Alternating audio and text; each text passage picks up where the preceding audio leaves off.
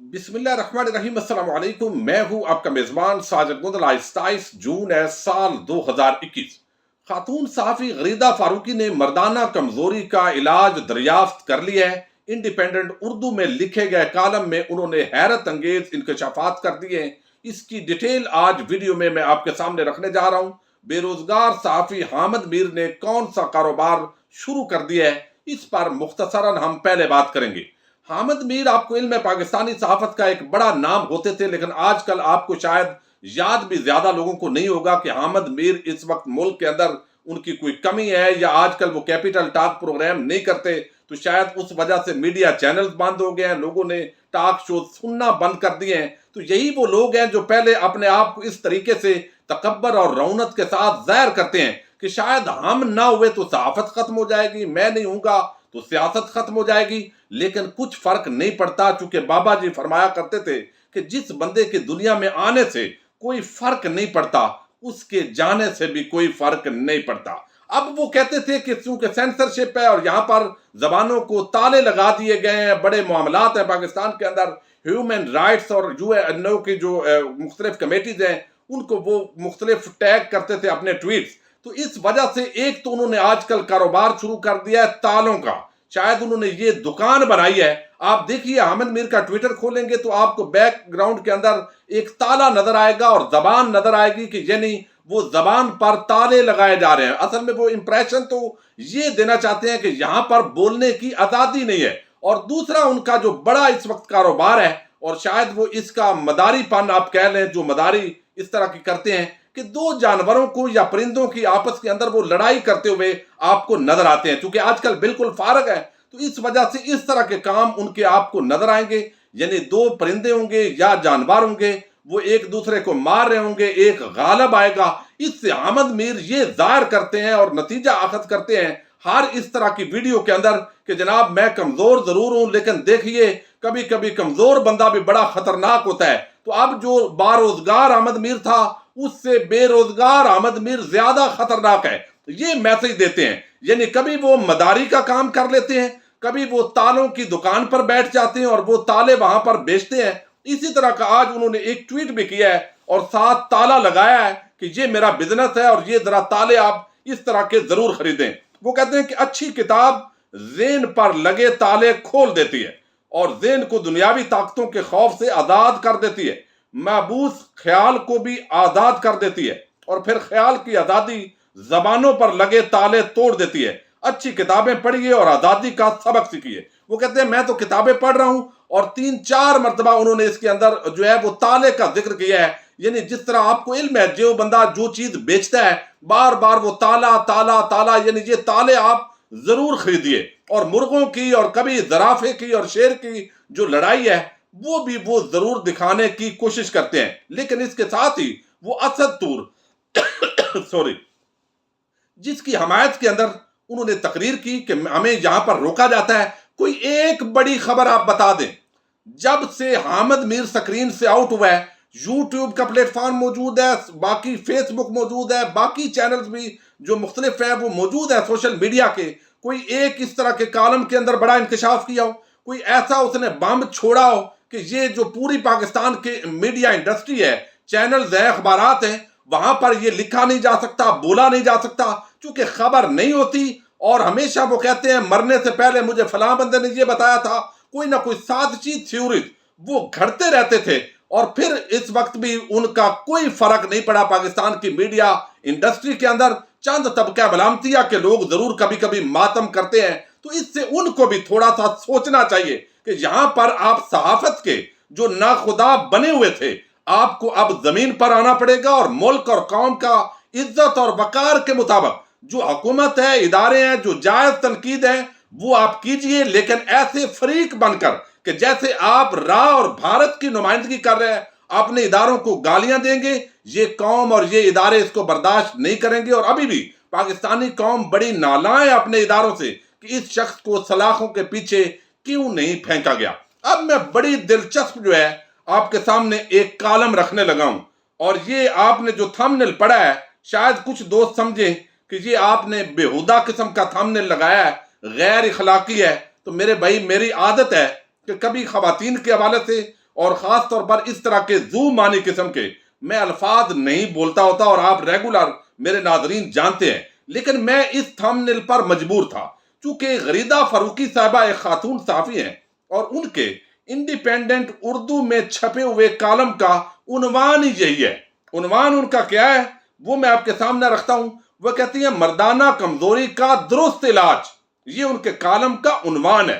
اس لیے میں نے آپ کو بتایا کہ کیا کیا انہوں نے اس کے اندر مردانہ کمزوریاں بیان کی ہیں اور کیا کیا انکشافات کیے ہیں، وہ آپ کے سامنے رکھوں گا اور پھر آپ فیصلہ خود کر لیں۔ یہ کل ہفتے کے روز انڈیپینڈنٹ اردو کے اندر غریدہ فاروقی کا کالم چھپا ہے، جس کے اندر انہوں نے تمام برائیوں کی جو جڑ ہے وہ اس مرد کو قرار دیا ہے، کیونکہ اس کا تعلق خونی لبرل ٹولے سے ہے اور یہ نمائندگی کرتی ہے مادر پدر آزار معاشرے کی عورت مارچ والیوں کی نظریات، اور ان کی یہ رہنما ہے اور بہت ساری خواتین ان کے ساتھ بیٹھی ہوئی ہیں اور میڈیا انڈسٹری پر تو ان کا قبضہ ہے، اور دوپٹہ اور پردے کے سب سے زیادہ مخالفت کرنے والی یہ خواتین ہیں۔ ان کو اسلامی احکامات سے چڑ ہے اور یہ اسلام کے خلاف نام لے کر مہم نہیں کر سکتی، لیکن جب کوئی بیان آتا ہے تو اس بیان کو ایک موضوع بنا کر غلط رنگ دے کر ایک پوری مہم جوئی کا آغاز کیا جاتا ہے۔ میں کالم کی طرف آتا ہوں تاکہ انہوں نے جو مردانہ کمزوری کا درست علاج اس عنوان سے کالم لکھا ہے، اور میں ذرا شارٹ کر کے آپ کو پوائنٹ وائز بتاؤں گا تاکہ زیادہ لمبا کالم ہے۔ وہ کہتی ہیں کہ یہ جو کالم ہے اس عنوان سے، یہ میں نے 31 جولائی 2019 کو مردانہ کمزوری کے عنوان سے انڈیپینڈنٹ اردو کے لیے ایک کالم تحریر کیا۔ بہت سو نے پڑھا، کئیوں نے تعریف کی، کئیوں نے کہا کہ یہ آپ نے بد اخلاقی کا مظاہرہ کیا ہے، سب کا شکریہ۔ لیکن مرد کی کمزوری، بیمار سوچ، کس طرح دقیانوس، تنگ نظر، پدر سری معاشرے میں پہلے سے گھٹن کی شکار عورت کے لیے سانس لینا بھی کس قدر دشوار اور محال کر رہی ہے، مرد کم از کم اس کا احساس تو ہو۔ یعنی وہ کہتی ہیں کہ جو مادر پدر آزاد سوسائٹی ہے وہ ہونی چاہیے، اور یہ والدین کی بات مان کر دوپٹے لینا یہ کیا کام ہے۔ اب میں آگے آپ کو پوائنٹ بتاتا ہوں، بڑا عام کالم ہے، ذرا ضرور آپ سماعت کیجیے گا۔ وہ کہتی ہے مردانہ کمزوری صرف جنسی ہی نہیں، نفسیاتی، اخلاقی اور سماجی برائی ہے جس کا بدقسمتی سے نشانہ صرف عورت ذات ہی بنتی ہے۔ مرد حضرات کی بہت بڑی اکثریت میں سوچ کی اس مردانہ کمزوری کا مرض پایا جاتا ہے، اور تشویشناک بات یہ ہے کہ ایک بہت بڑے طبقے کو یا تو اس کمزوری کا احساس نہیں ہوتا، یا اگر علم ہوتا بھی ہے تو اس مردانہ کمزوری کو تسلیم کرنا اپنی ہتک اور تذلیل تصور کرتے ہیں۔ اب وہ یہ بتا رہی ہیں، آپ سمجھ گئے اس پورے معاملے پر، اور مجھے چند چیزوں سے اختلاف نہیں ہے۔ عورت کے جو جائز حقوق ہیں جو اسلامی تعلیمات کے مطابق ہیں، شادی ہے، پسند اس کی پوچھیں آپ، اور باقی معاملات ہیں اس کے اندر جو مشاورت ہے وہ خاتون سے کریں، اس سے کوئی بھی قطع نظر، یعنی اس کا کوئی بھی انکار ہی نہیں ہے۔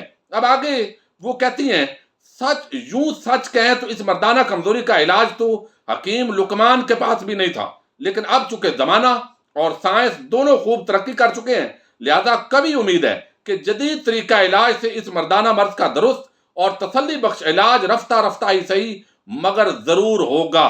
اب وہ کیا ہے رفتہ رفتہ؟ جیسے عورت مارچ والیوں نے میرا جسم میرا مرضی تحریک شروع کی، تو اس طرح آہستہ آہستہ یہ جو معاشرہ ہے اس کے اندر سے وہ غیرت کا مادہ ختم ہوگا، اور وہ جو ریزسٹنس ہے اس کے خلاف وہ ختم ہو جائے گی۔ تو لہذا یہ آہستہ آہستہ علاج کر رہے ہیں، اور میڈیا آلریڈی سپورٹ کر رہا ہے، بین الاقوامی این جی اوز بھی سپورٹ کرتی ہیں، وہ بھی یہی ایجنڈا چاہتی ہیں۔ آج کے کالم کی تحریر کے وقت دل افسردہ ہے اس خاتون کا۔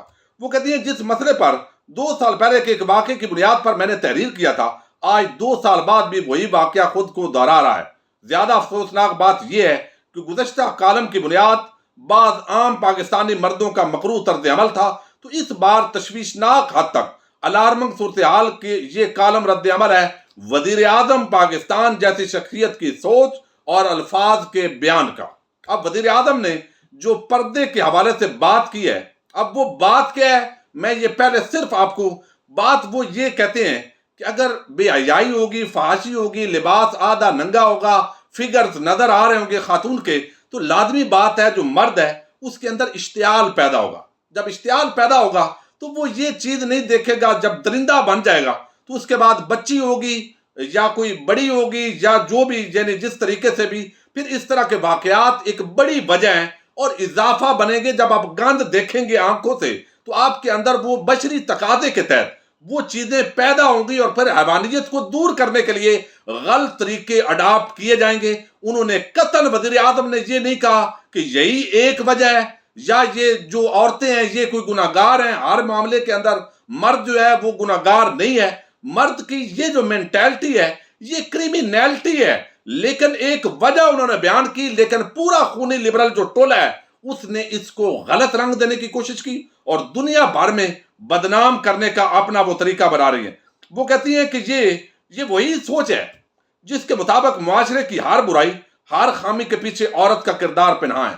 یہ وہی پیدر سری سوچ ہے جو اپنی تراش کردہ مخصوص سانچوں کے پیمانوں میں ہی عورت کو پرکھنے کی عادی ہے. یہ وہی معذور سوچ ہے جو عورت کے وجود اور موجود ہونے کی صرف اور صرف مرد کے ساتھ اور ساکھ کی بدولت قابل عزت اور قابل قدر گردانتی ہے. یعنی عورت تب عزت دار ہے، فلاں کی بیوی، فلاں کی بیٹی، فلاں کی ماں، فلاں کی بہن یہ کہتی ہے کہ یہ جو عزت ہے نا عورت کی یہ نہیں ہونی چاہیے کہ یہ فلاں کی غریدہ فاروقی بیٹی ہے، فلاں کی بیوی ہے.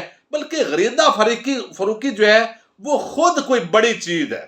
اس کے ابا جی، اس کی اماں جی کے بغیر وہ دنیا میں آ گئی ہے نعوذ باللہ، اور ان کا نام ساتھ جو شوہر ہے کسی کا، بھائی کا، وہ جڑنا نہیں چاہیے کیونکہ یہ خود بڑی چیز ہے. اس طرح کی پوری خونی لبرل جو آنٹی ہیں وہ یہ کہہ رہی ہے کہ یہ بڑا مسئلہ ہے کہ یہاں کسی نہ کسی مرد کے ساتھ جڑیں گے تو عزت بنے گی.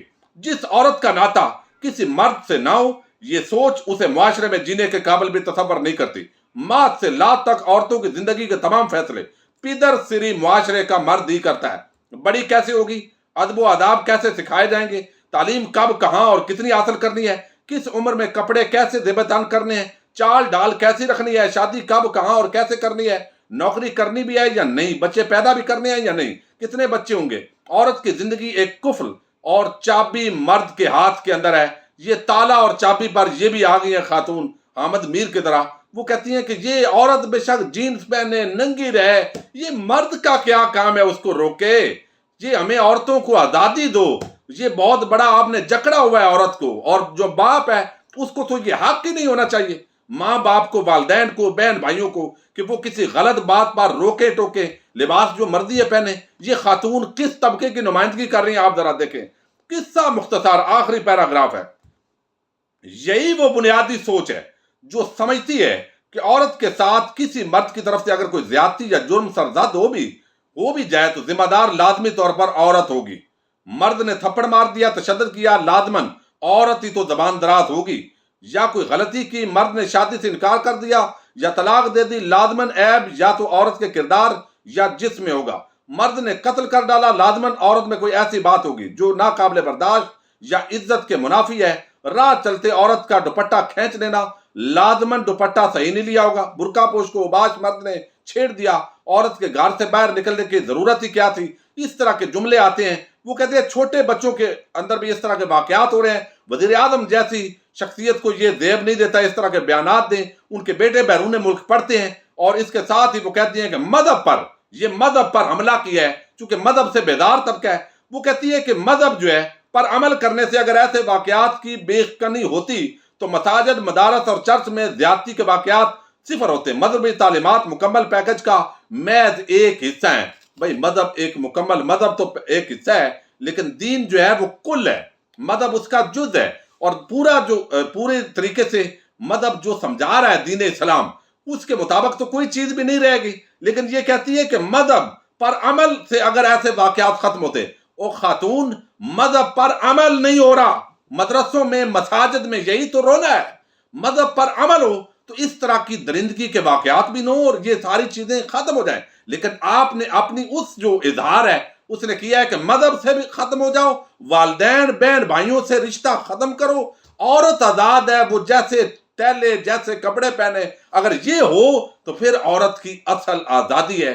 اب یہ کالم ہے اور مردانہ کمزوری یہ ہے کہ مرد کہتا ہے کہ کوئی نہ کوئی ہماری جو عورت ہے، بہن، بیٹی، بہو، وہ ماں کے روپ کے اندر قابل عزت ہے اور اس کا کچھ دائرہ کار ہے. اور جہاں پر عورتوں پر ظلم ہوتا ہے وہ تو ظلم ہے، اسلام میں بھی، آئین اور قانون کے اندر بھی. لیکن یہ چیز جو ہے وہ انہوں نے بیان کی ہے. اپنے میزبان ساجد گندل کو نیکسٹ ویڈیو تک کے لیے اجازت دیجیے اور خود فیصلہ کیجیے. اللہ حافظ.